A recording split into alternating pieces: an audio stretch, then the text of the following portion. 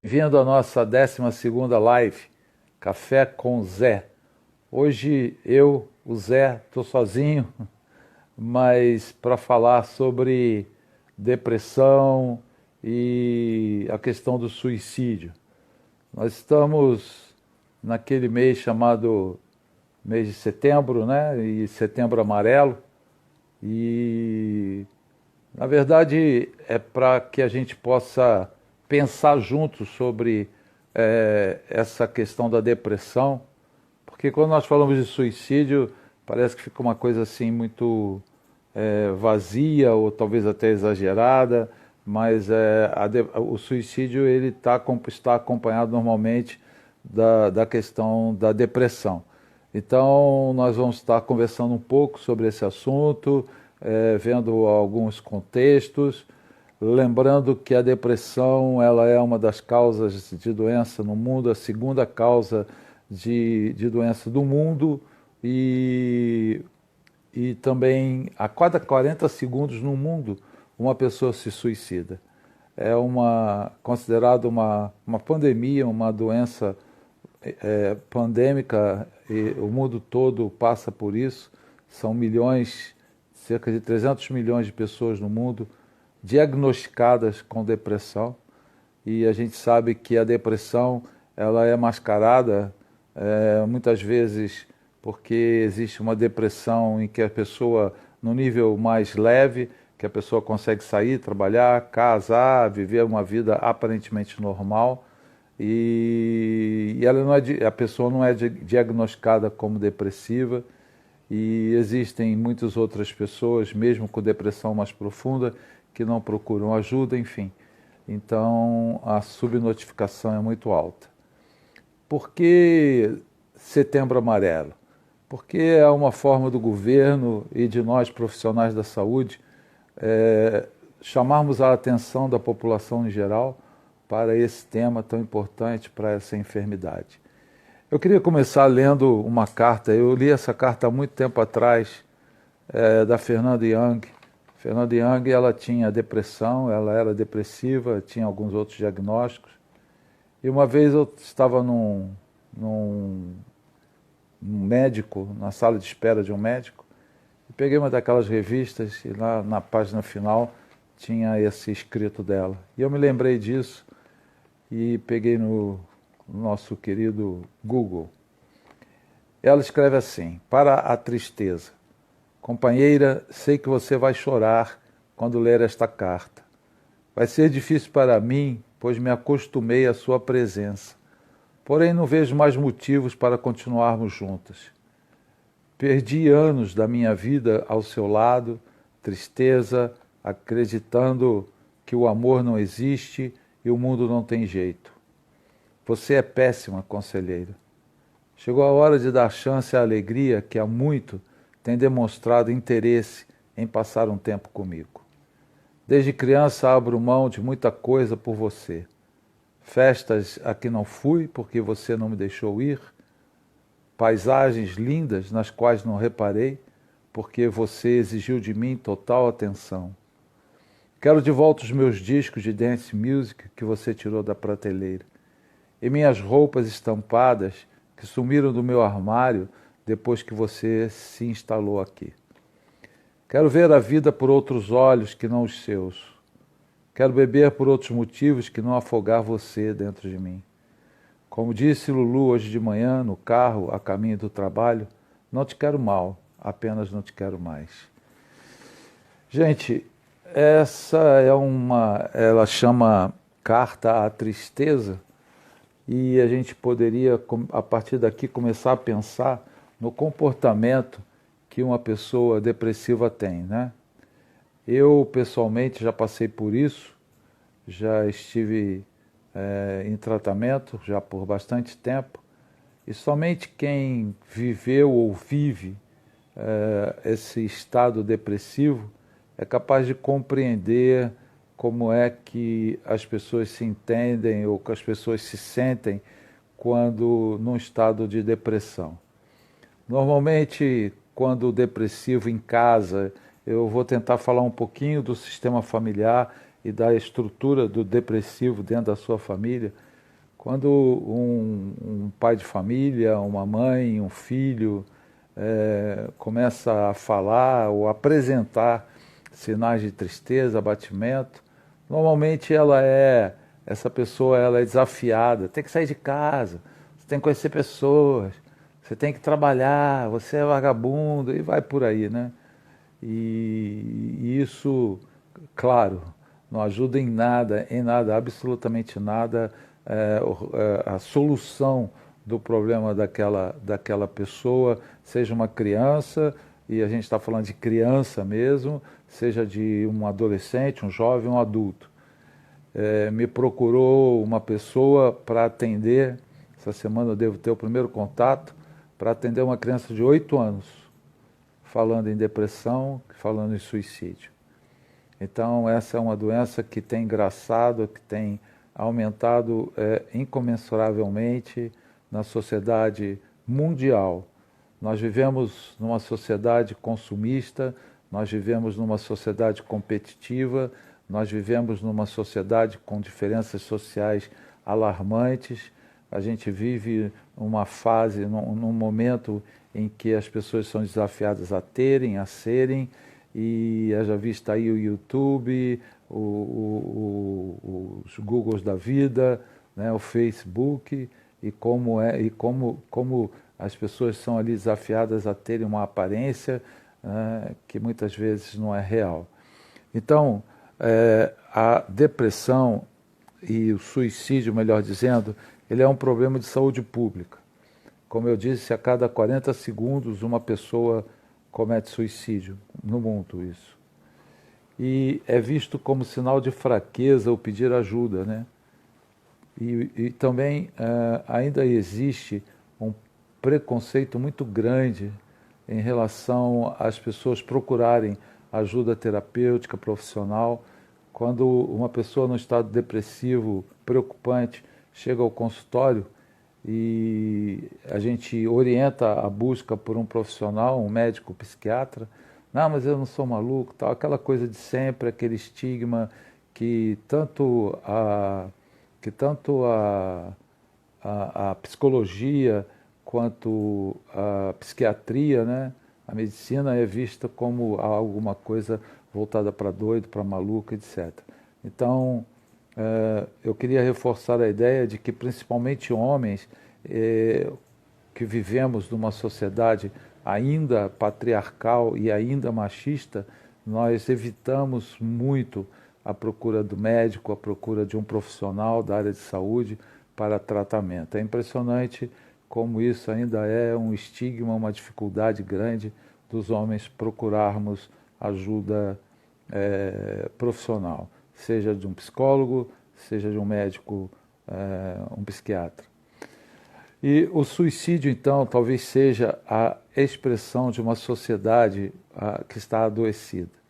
Nós temos hoje um comportamento, a sociedade tem um comportamento bastante dinâmico, que exige muito um comportamento de alegria, de felicidade, mas é uma sociedade adoecida com circunstâncias extremamente difíceis, né, de serem experimentadas, as pessoas sendo desafiadas, como eu disse ainda há pouco, a resultados na aparência, resultado financeiro, resultado social, enfim. E isso gera no interior da pessoa, né, um desconforto. E muitos não têm recursos internos para suportar essa pressão. Claro que existem eventos outros que também produzem a depressão, o desânimo, o desemprego, a perda de um ente querido, o divórcio. Então, são circunstâncias que a gente pode chamar de luto e que gera esse desânimo, essa tristeza, essa dor. A gente tem dois tipos de depressão, né? A depressão endógena e a depressão exógena. A endógena é aquela que seria extremamente química, sem necessariamente fatores externos. A exógena é aquilo que vem de fora para dentro do indivíduo, né? Criando um mal-estar, criando um desânimo, uma frustração, relacionamentos frustrados, enfim, aquilo que vai produzindo o desânimo e a frustração, a tristeza, a dor, e não vai sendo tratado, e com isso essa dor vai sendo alterada para possível depressão. Há hoje, né, um comportamento das pessoas que eu chamaria de ódio à vida, né? A gente não vai ter tempo de falar sobre isso, mas um sintoma muito grave é a questão da automutilação. E quando eu digo automutilação, os cortes, os machucados que as pessoas se conferem, mas o excesso de bebida, o excesso de drogas, o excesso de violência, o excesso de velocidade. Então, parece que nós vivemos numa sociedade que está se deteriorando, que está se autodestruindo, né? E gerando aí essa depressão, ansiedade e a necessidade, como eu disse, de atender expectativas, o que muitas vezes nos frustra, decepciona, etc. E aí a gente chega num ponto que eu acredito fundamental, que é a falta de identidade. Então, ter identidade, saber quem você é, saber por que você está no mundo, saber qual é o propósito de Deus para a sua vida, saber aquilo que você quer fazer, aquilo que você quer realizar, a pessoa que você é ou que você quer ser. E a gente chama isso de autonomia, né? E a gente trabalha muito dentro da visão sistêmica familiar com essa ideia de autonomia. É você ter como prioridade a você mesmo. É você não permitir que a vida, as circunstâncias, as pessoas, a sua história pregressa, elas te cobrem um comportamento para o qual você não está preparado ou que você está ali sendo obrigado a cumprir, obrigado, né? Obrigado a ter uma casa maravilhosa, obrigado a ter isso, obrigado a ser de um jeito, obrigado a abrir mão daquilo, obrigado a, e você vai deixando de viver a vida, vai deixando de experimentar a alegria, vai deixando de ser você. Aliás, talvez você nunca tenha sido realmente quem você é, talvez você nunca tenha conseguido expressar a você de uma maneira plena, porque está preso a estereótipos, a histórias do passado, aquilo que as pessoas te cobram hoje, e você está tentando cumprir o projeto, o sonho de uma outra pessoa.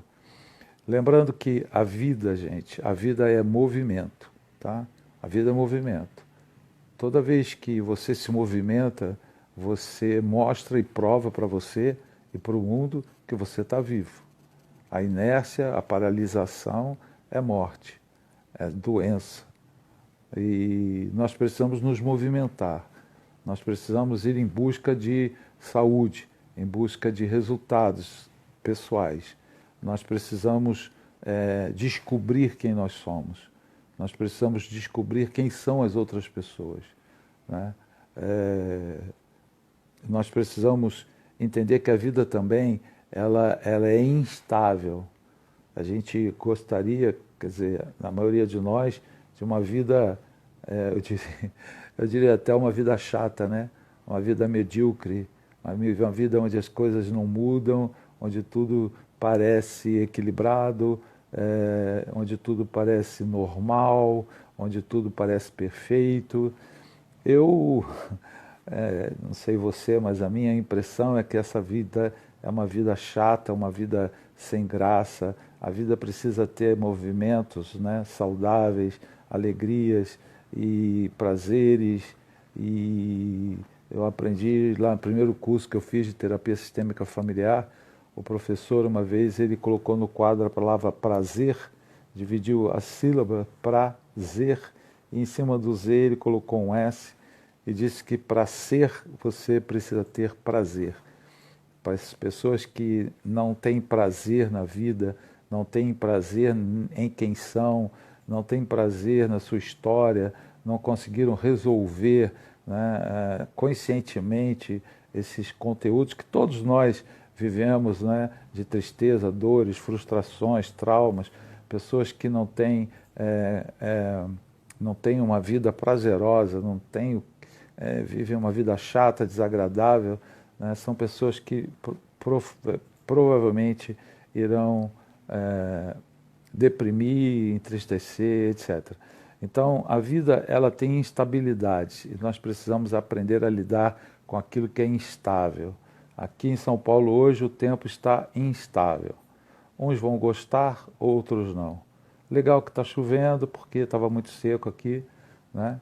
Esfriou um pouquinho, já não acho tão bom, certo? Gosto de sol, calor, praia, mar, como um bom carioca.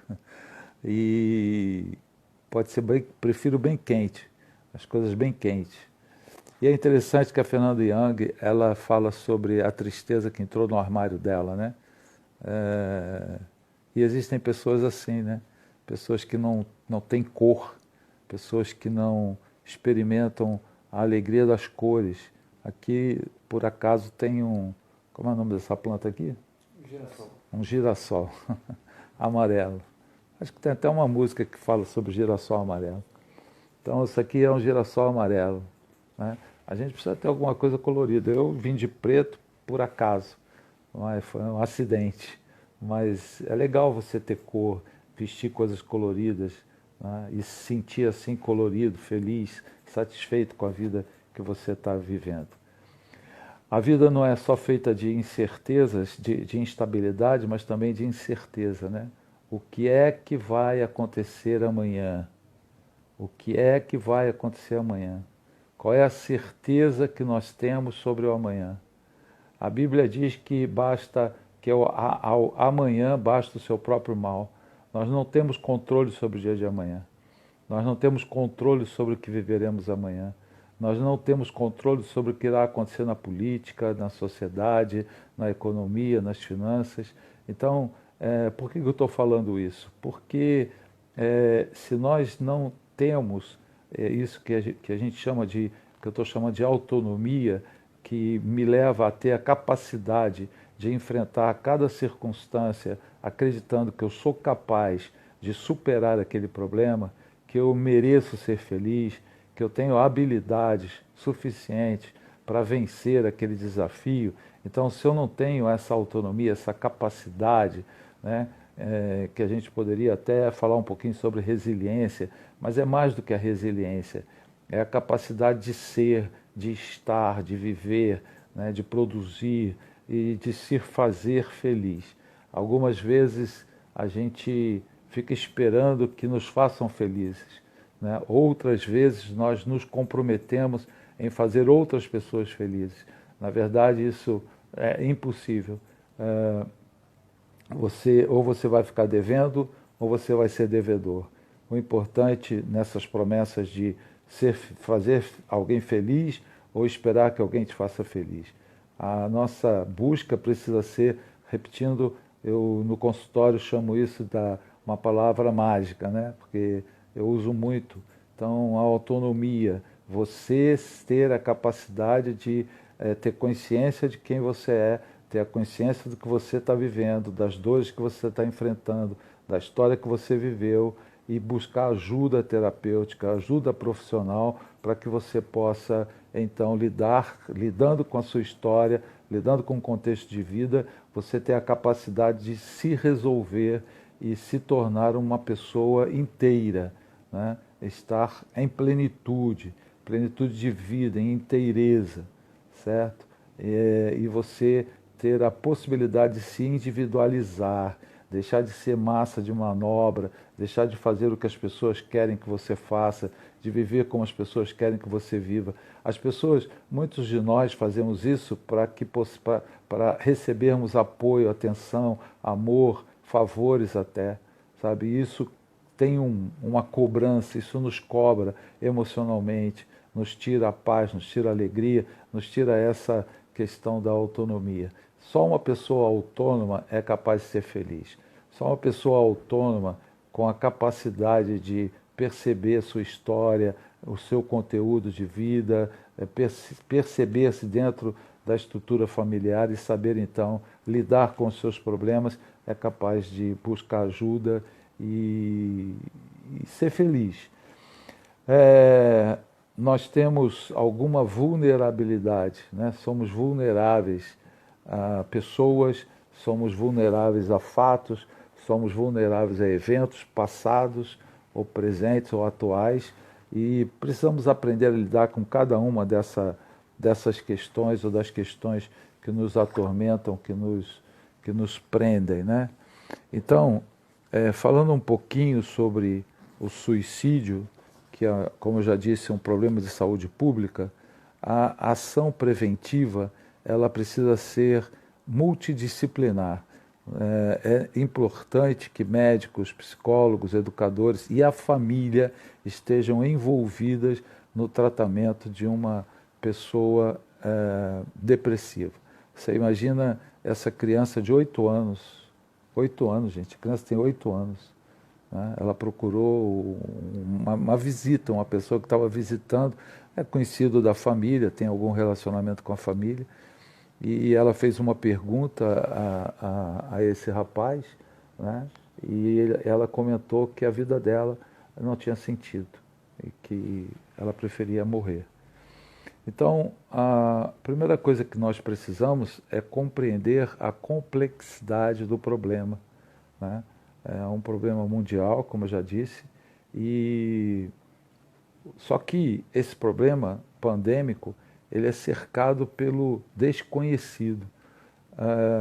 O normal é que as pessoas à nossa volta, as pessoas à volta de um depressivo, ou etc., ou mesmo com toda essa campanha de Setembro Amarelo, elas tenham medo, né? Medo de entrar em contato com aquele familiar, por exemplo, depressivo, porque não sabe como lidar com aquela pessoa.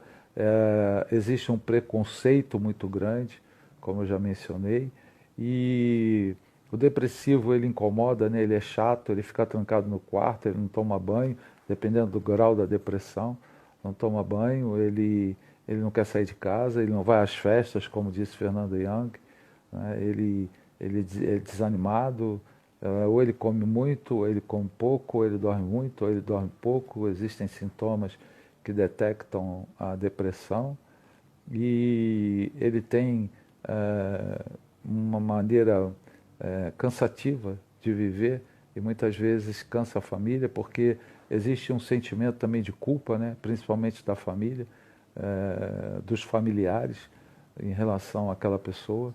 Então, ele é assim porque nós o fizemos assim, por que ele é assim, e existe também uma espécie de denúncia, né? O enfermo ali está dizendo alguma coisa em relação àquela família. E muitas vezes as pessoas próximas, sejam familiares ou não, elas são levadas ao silêncio, né, a respeito do problema. Fazem de conta que não está acontecendo. Pelo menos essa é a parte da minha história. Ainda que naquele período em que da minha adolescência pouca informação tivéssemos sobre a doença, mas ninguém estava muito preocupado com o meu comportamento esquisito, né? Com a minha dificuldade de relacionar, com a minha tristeza, com o meu abatimento, a minha solidão. Então, faz de conta, ele é assim mesmo, né? Ah, o Mauro é assim, e etc. E o suicídio, ele ainda é visto como um problema individual, certo? Que dificulta muito seu entendimento como um problema que afeta a sociedade e afeta a família. Agora, recentemente, um jovem da igreja, ele me mandou uma mensagem à noite, dizendo que ele tinha tentado suicídio, né? Ele tinha tentado se enforcar e, de repente, felizmente, ele conseguiu sair daquela corda e procurar ajuda. Aí a gente fica pensando na família, né? A família não sabe. Já uma vez conversei com o pai dele, não admitiu em hipótese alguma que o rapaz tinha problema. E hoje ele já é adulto, né, maior de idade, então ele está cuidando dele, procurou ajuda, está no médico, está medicado, está tendo novas atividades, novos compromissos e espero que ele resolva a situação. Mas esse é um problema, o suicídio, né? A depressão e o suicídio é um problema que afeta toda a sociedade, inclusive a questão laboral, o trabalho, né? E a economia de um país, de uma empresa, acaba sendo também afetada. Então, nós precisamos mudar a nossa visão sobre esse problema para que haja um estímulo, né, para que a depressão, o suicídio sejam discutidos. E aí eu concordo, não só no mês de setembro, mas em outros ambientes, em outras circunstâncias. É, a estrutura mais próxima do depressivo, eu insisto nisso, é a família. E a família, ela precisa ter a coragem de nomear aquele problema, aquela dificuldade, a doença do sujeito ali, né, dentro de casa, tá? Então, a sociedade, a família, a sociedade, ela precisa estar vigilante.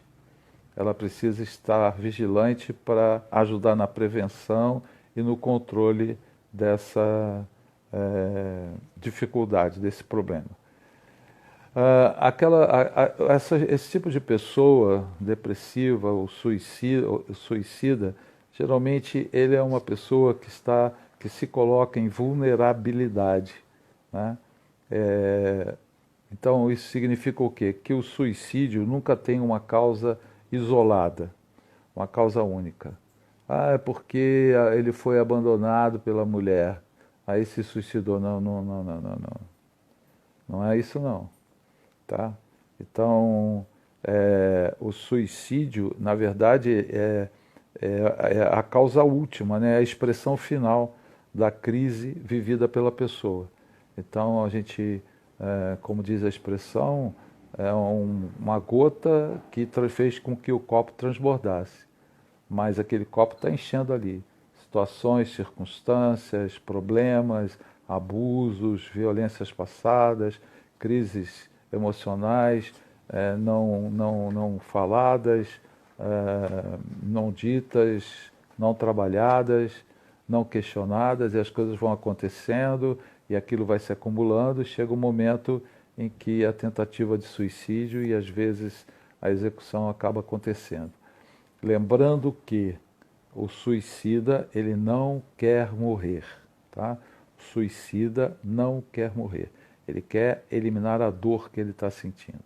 Então, esse ato final de suicídio, muitas vezes é um equívoco, né? Muitas vezes, no último momento ali, o suicida consegue se livrar, como aconteceu com esse rapaz que eu mencionei. O suicida consegue se soltar, procurar ajuda, enfim, se tiver tomado medicamento, leva para o hospital, faz lá limpeza estomacal, se tiver tentado se enforcar, consegue se soltar ou ser solto. Então, gente, isso é muito complicado, né? E precisamos estar atentos a esse questionamento. Eu queria chamar a atenção para aquilo que a Organização Mundial da Saúde chama de sobreviventes.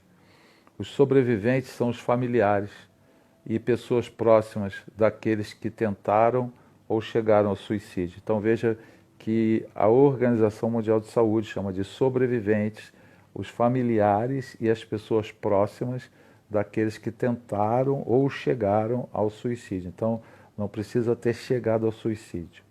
Certo?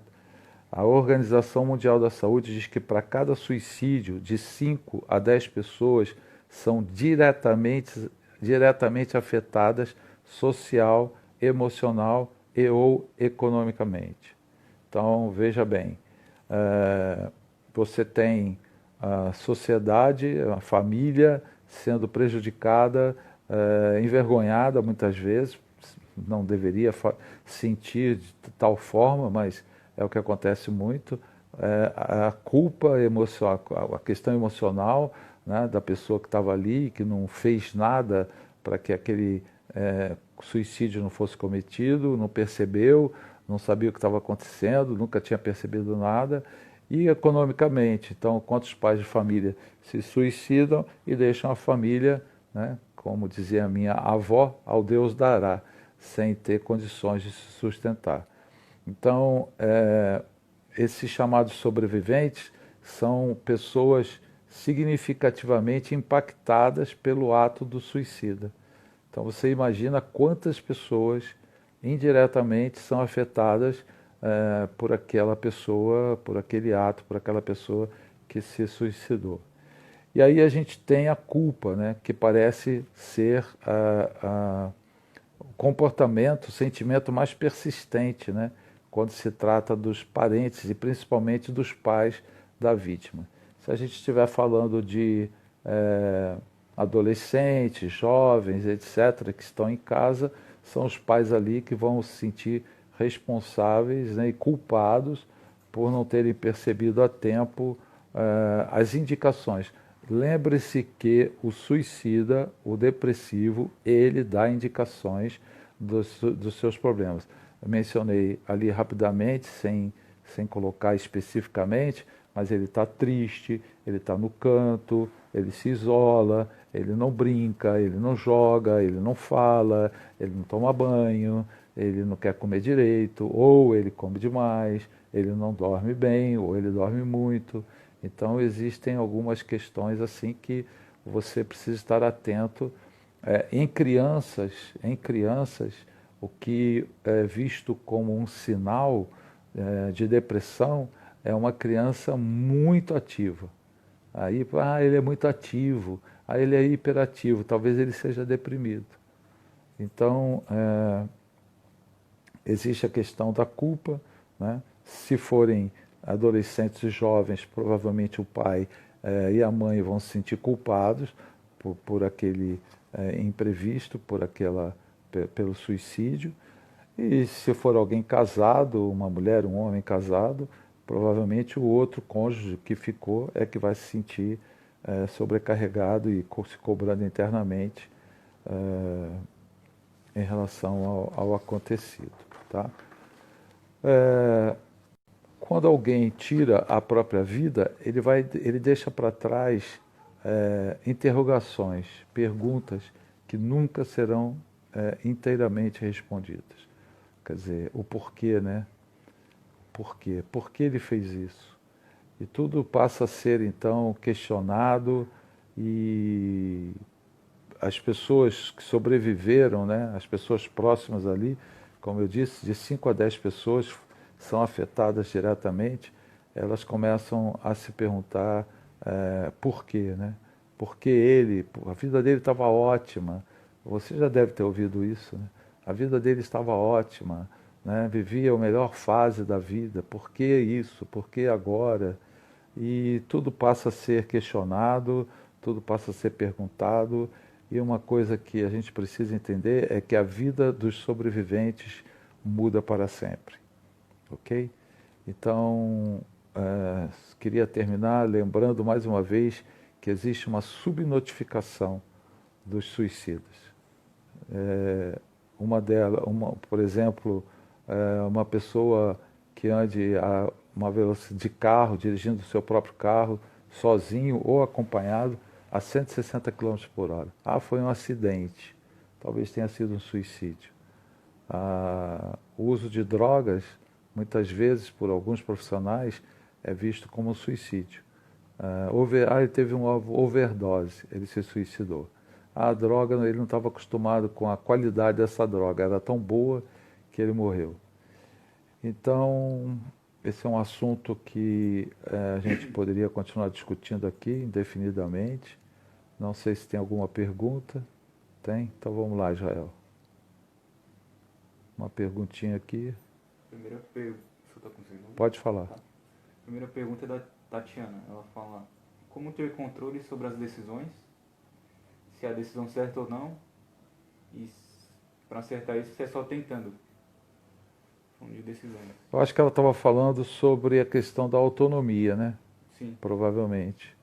Porque, como ter certeza, querida,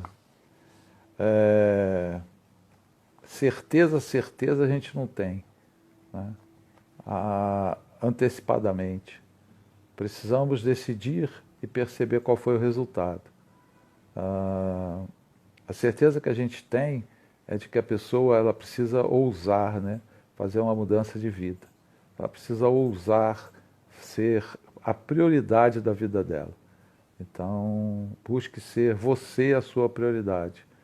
E a partir das decisões que você tomar, claro, elas precisam ser tomadas, elas precisam ser decisões equilibradas, talvez a busca de um profissional ou de uma profissional, um psicólogo, enfim, um conselheiro que te ajude a tomar decisões. Mas a prioridade é você, certo? Então, você precisa ser a sua prioridade. E tem um aqui do Guilherme, que a gente está perguntando, por que o suicida ele não quer morrer? O suicida não quer morrer, Guilherme, porque, como eu disse, na verdade ele quer eliminar a dor que ele sente, né? Então, esse ato último de suicídio, na verdade, eu quero tirar a dor. Se tivesse um remédio, né? Tomou Doril, a dor sumiu, ele não cometeria o suicídio, ok? Aí tem outra do Guilherme também. Qual a melhor forma de lidar com o luto de um ente querido? Ixi. Ô Guilherme, a sua pergunta é ótima. E de repente eu vou falar com os meninos aqui para a gente fazer uma live sobre luto. E porque a gente vê luto apenas como quando uma pessoa morre, né? Mas luto vai muito além disso. Luto da perda de um casamento, luto do divórcio, luto da perda do cachorrinho, luto da perda do seu trabalho, luto da perda de uma posição que você tinha e deixou de ter. Mas o luto, quando alguém próximo passa por luto, é importante respeitar, né, o momento da pessoa. Se ela quiser falar, ela fala. Se ela quiser ficar sozinha, triste, ela fica. Se ela quiser chorar, ela chora. O que é importante é que ela seja respeitada. É um assunto que a gente vai tratar, então, numa live futura. Tá bom? Eu quero agradecer a você. E a pessoa que tem depressão tem traços suicidas? Nem sempre. Nem sempre. Agradecer a você que esteve conosco aqui, esteve comigo, ok? Um abraço, boa noite.